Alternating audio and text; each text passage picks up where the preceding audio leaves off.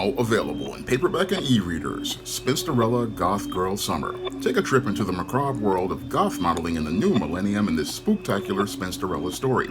Pick up your copy of Spinsterella Goth Girl Summer in paperback and e-readers at Amazon.com and online booksellers everywhere.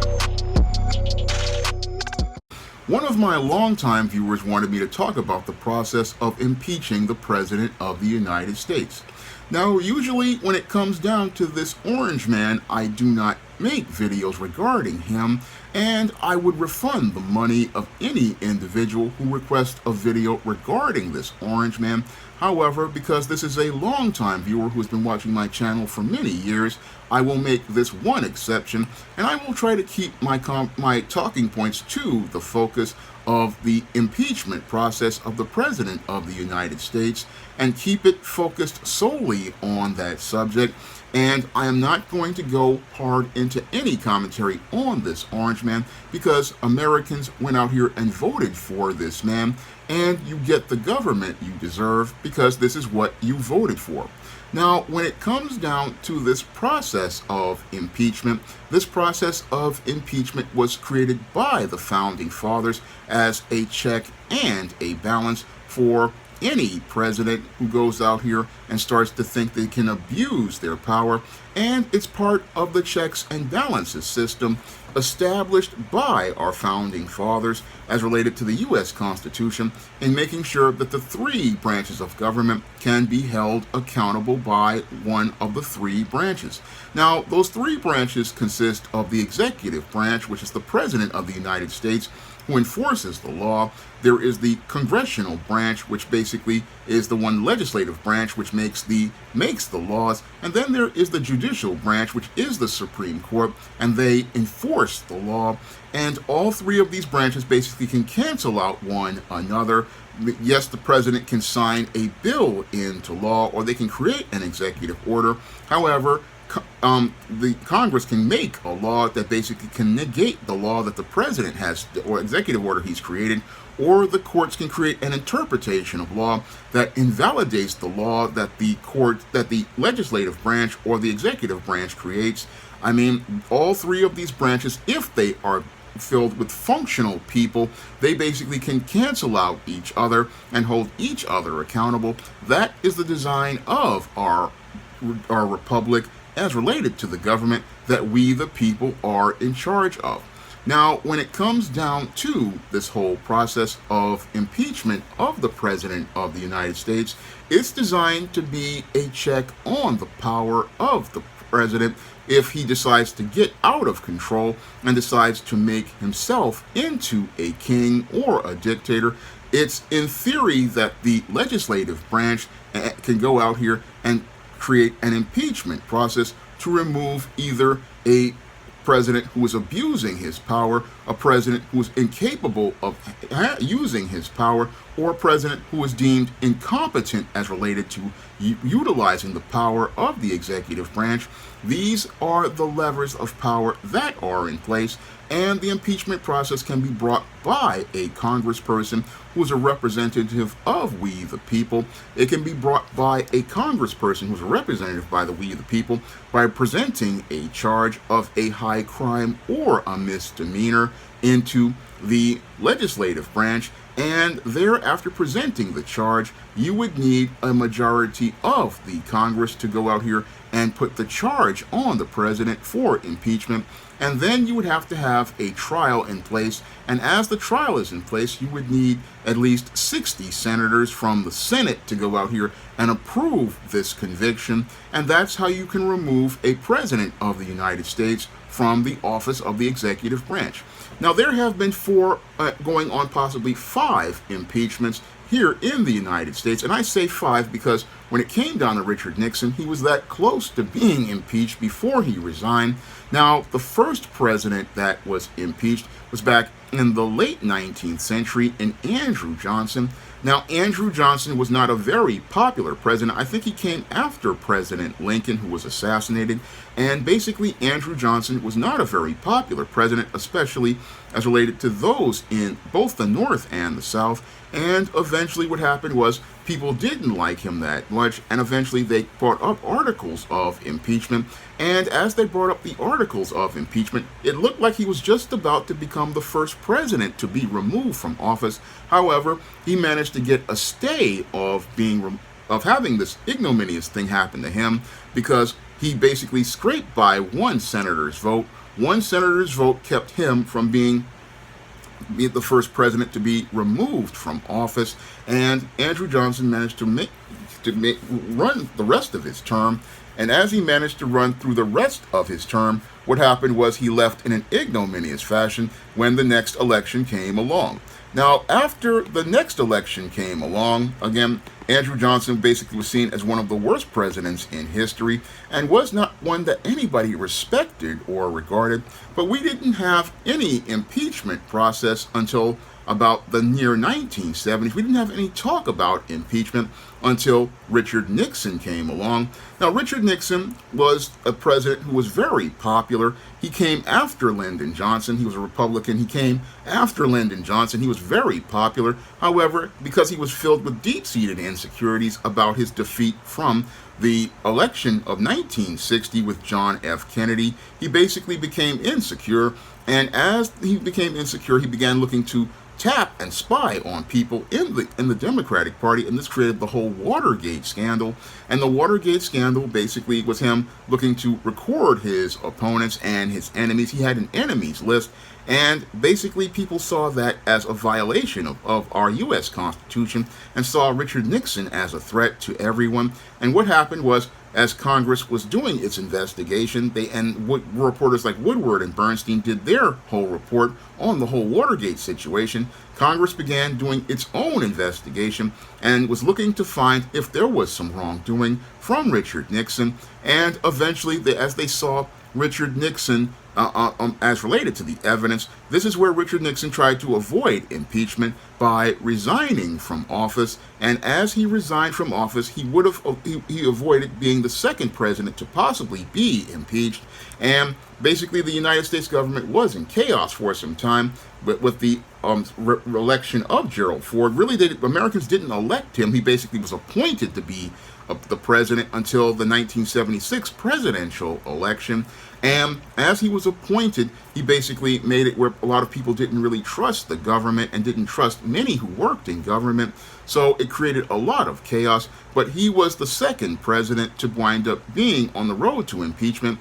And we didn't have an impeachment issue until about the mid-1990s, when William Jefferson, or Bill Clinton, became the second president to be impeached, and became the second president to be impeached because of testimony he made as related to the Whitewater scandal, where a prosecutor, I believe, asked him the question, was he having an affair with an intern he was working in the White House called Monica Lewinsky? And he said, no, he did not have sexual relations with that woman, Miss Lewinsky. And that was considered to be a form of perjury that the president had participated in as related to that whole scandal. And what happened was that the Republican Congress that was in place since 1994 heard about this possible lie as related to perjury, and they wanted to put Bill Clinton on trial for impeachment for perjuring himself, and they wanted to use this charge of perjury to look to remove Bill Clinton from office. However, Bill Clinton was a very popular president, and he had a high approval rating, and people really liked Bill Clinton. Moreover, the economy had just come out of a bad situation, so while the Republicans did have the majority in the House and the majority in the Senate to be able to impeach Bill Clinton, what happened was that it was hard to do this because we, the people, basically wanted to go along with Bill Clinton as related to the whole technical aspect of the impeachment, which is high crimes and misdemeanors, and this whole perjury basically was a misdemeanor. They hoped to remove Bill Clinton from office and in the middle of Bill Clinton's second term, as he was a lame duck president due to the scandal that was created as related to his affair with Monica Lewinsky, basically the Republicans sought to try to use it as a political power grab to go out here and remove Bill Clinton from office. However, while they were able to bring up the charges in the House, they were not able to go out here and get enough votes in the Senate to get Bill Clinton removed from office. And it would have been a moot point, because what happened with Bill Clinton is that, again, as a popular president, it really wouldn't have done much to him. But the Republicans wanted to get leverage and gain control over the entire other branch of government, because they had already had control over the House and the Senate in the legislative branch, and they wanted to grab power as related to the executive branch. So what they did when they found out that Bill Clinton had this affair was they were getting him to go out here and pass laws like repealing the Glass-Steagall Act, getting him to create the Telecom Act, which destroyed the entertainment industry, and getting him to pass policies like welfare reform. And all these policies were basically done because of Bill Clinton's need for women and lust for women. And basically they tried to get him out, but the whole thing is they could not get him out.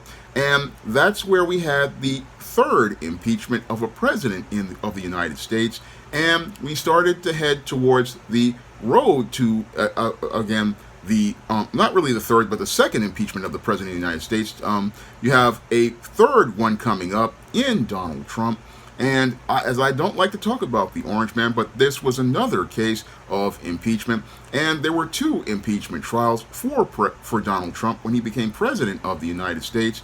And as he became President of the United States, he was impeached the first time as related to a charge that was made. And he was also impeached towards the end of his term for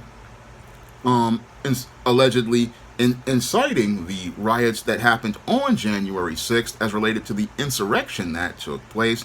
And in both cases, what happened was that while the legislative branch of the House was able to bring charges against the Orange Man, what happened was in the Senate, because there was a Republican majority in both cases, there was no way to go out here and gain a conviction. And that's where the impeachment process by the Founding Fathers may fail, because we the people may wind up electing a majority of these individuals of a political party, and they may go out here and decide not to go out here and hold someone accountable based on charges based on that political party or based on political favors. So while the Founding Fathers thought they created a foolproof system as related to things, they really didn't create a foolproof system, because the problem with that whole process is we the people.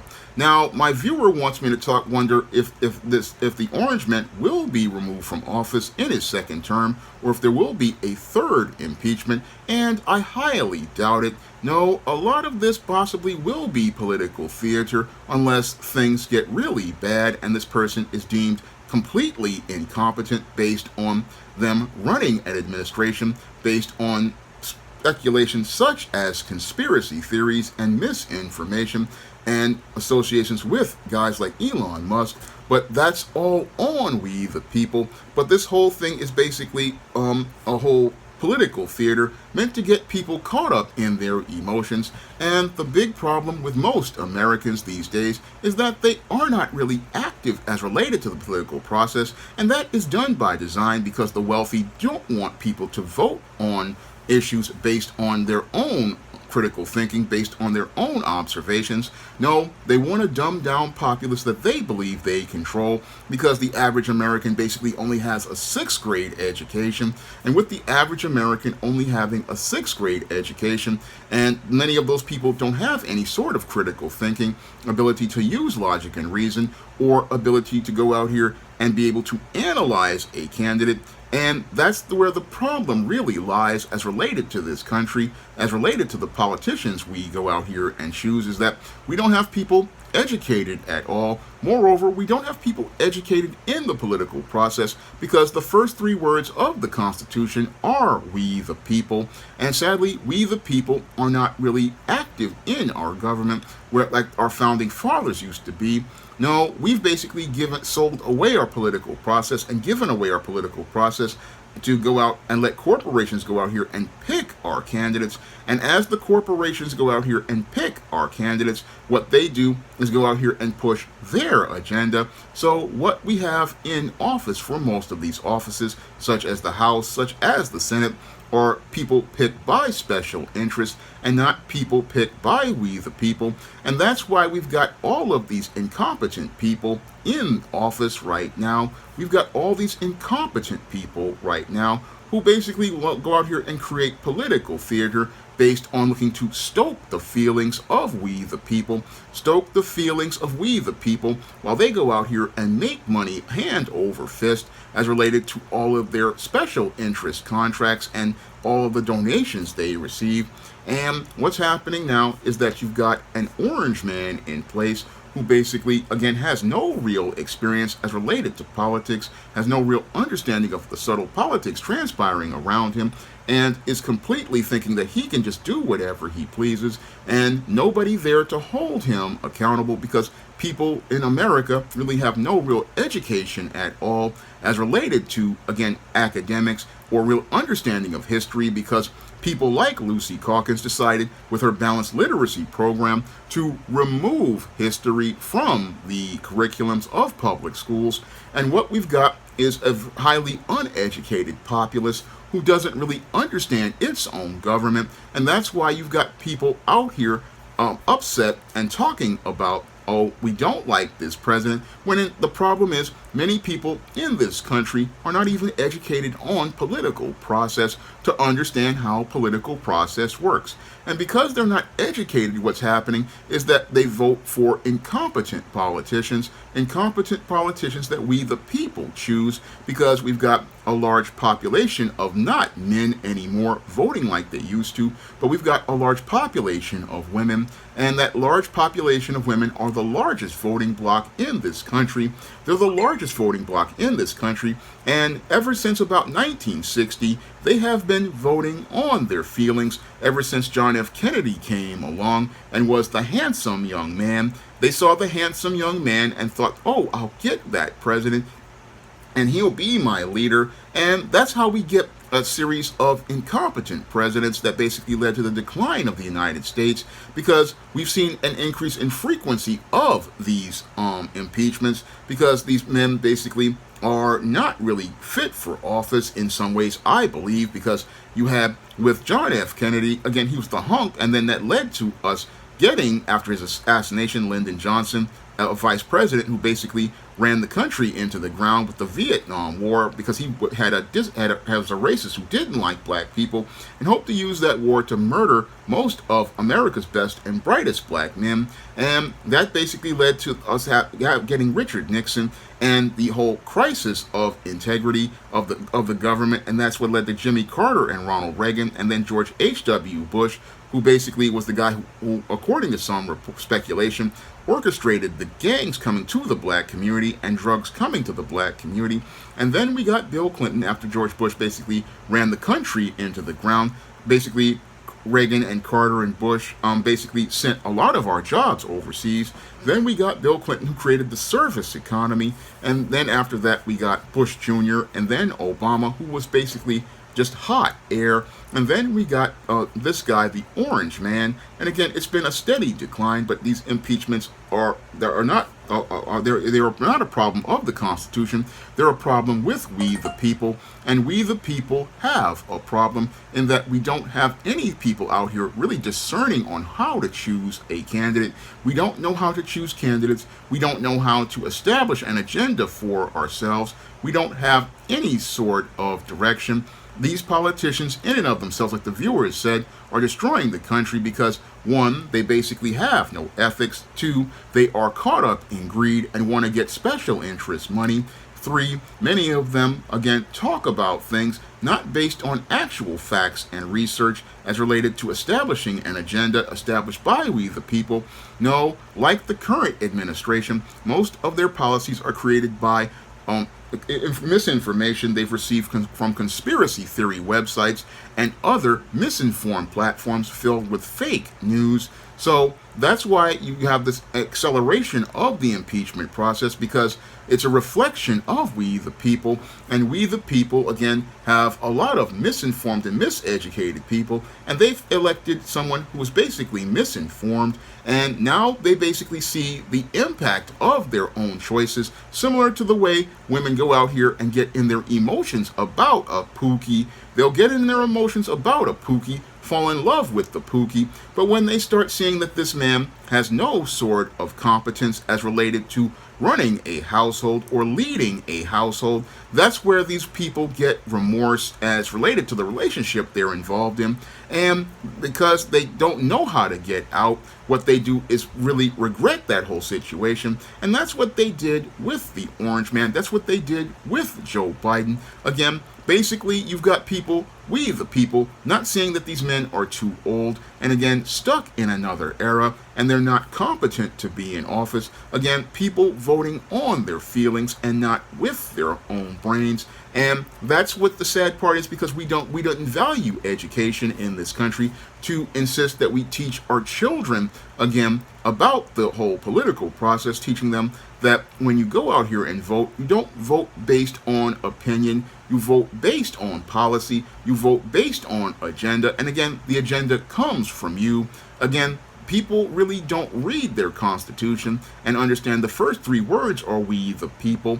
That's the big problem I see with many Americans. Again, the problem a lot of people want to say is the Orange Man, but the Orange Man is a reflection of we the people, a reflection of we the people, and we the people are the problem, because a lot of us people basically are so caught up in our lust and our lascivious and looking to maintain a lavish lifestyle that we don't care about each other, and we have a corporate class that's just so caught up in its greed that all it's thinking about is making money off we the people. But we the people are not pushing back to hold these people accountable, again, because people are caught up in their greed, and as they are caught up in their greed, they don't really want to, again, follow the laws or even the ethics of this country. Because when I look at the way that you had people out here in local offices like Bill de Blasio and Eric Adams looking to force people to take a jab, and even people like Gavin Newsom, those were impeachable offenses.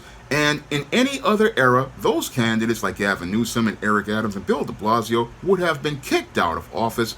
But because we the people are in a place where we have gotten a generation of complacent people, a generation of really stupid people, and a generation of incompetent people, what has happened is we the people are not being diligent. No, we're getting into divisions as related to things and getting polarized and caught up in our emotions. And as people get caught up in their emotions, they're not thinking logically or critically about the laws of our Constitution, and not thinking about looking to remove people from office who are a threat to we the people. No, when it comes down to Americans, we are the problem. Again, this was a government made by the people, for the people, but has become a government basically hijacked by a small group of rich people and wealthy people who have been pushing an agenda for the last 70 years to basically break down the institutions of God, such as the family. And this is why we have the chaos going on here.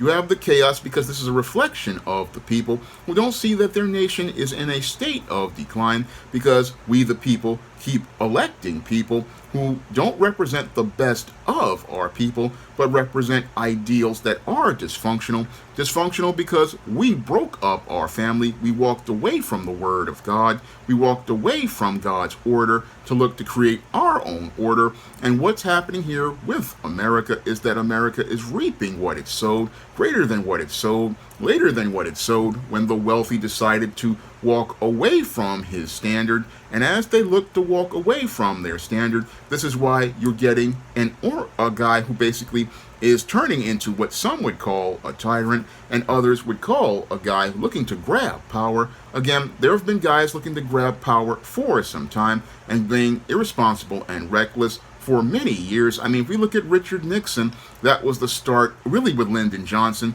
Lyndon Johnson basically was reckless in the beginning with his plan to exterminate black people. He wanted to use the Vietnam War as a way to go after black people, but it basically blew up in his face, and he wound up having to leave in an ignominious fashion. And from there, we started to see the decline with Richard Nixon. Again, a guy so insecure and paranoid that he basically started spying on his opposing party, and it led to him leaving. Now, they tried to use Jimmy Carter to maintain, bring some integrity back, but the whole thing is the whole office had been compromised, and many of these offices had been compromised. And as we went into the Reagan years, we started to see that when we started shipping almost of America's jobs overseas, and with Bush and his war on drugs, which was, again, an escalation of Richard Nixon's war on black people, and then with Bill Clinton, again, America's favorite, what they call black president, looking to go out here and wage war on black people. And as he looked to wage war on black people, secretly and covertly with things like the crime bill and other pieces of legislation like the Three Strikes Law, again, waging war on black people. And then we got George H.W. Bush, who was looking to, again, support corporate interests, and then Barack Obama, who promised hope and change but gave us no change at all, which led to the Orange Man. We have been on a state of decline as related to things, as related to politics in this country. And the viewer once said all the people need to be impeached, but the whole thing is we need to stop voting for these people. That's the big problem with most Americans. Again, you need to start picking your own candidates and not taking these hand-picked shills from corporate America. These hand-picked shills were picked by special interests. You didn't pick these people. Again, the late David Carroll gave us the blueprint for what to do. He told you that, again, it's your job to pick the agenda. And again, after you pick the agenda, you then pick the candidates to represent the agenda, and you vote for those based on on them representing your agenda. And if they're not going to represent your agenda or bring back the tangibles to you, then you go out here and remove those people from office. That is the process David Carroll tried to explain to you, that what needs to be done. And when it comes to me as related to this whole process, it's not one that I care about because there's no tangibles on the table for me. No, unless there are tangibles on the table for a foundational black American like myself, there's no reason for me to get into this process, because these people, again, are reaping what they sowed, later than what they sowed, greater than what they sowed. They were the ones who put these seeds in the ground based on their greed. And as they didn't want to follow God, they got thorns and briars. This is why you've got the chaos going on.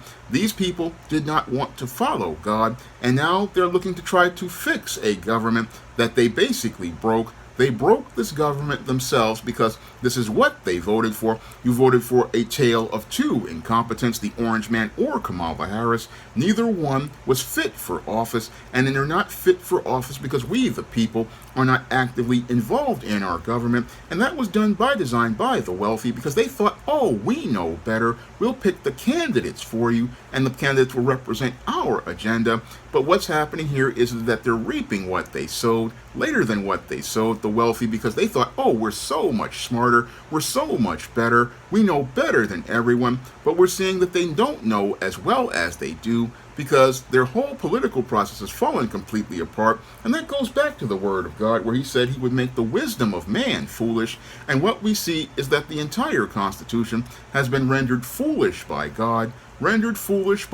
because he shows the folly of man as related to making his so-called perfect government, which has been undermined by the sin of greed,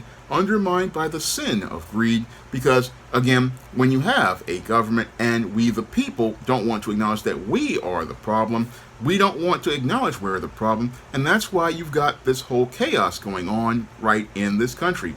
Now, this will be the last video I make about anything regarding this Orange Man, because he is who you elected, and I don't want to talk about this guy at all. And again, if you send me any sort of request for a video on him, I will refund the money and send it right back to you.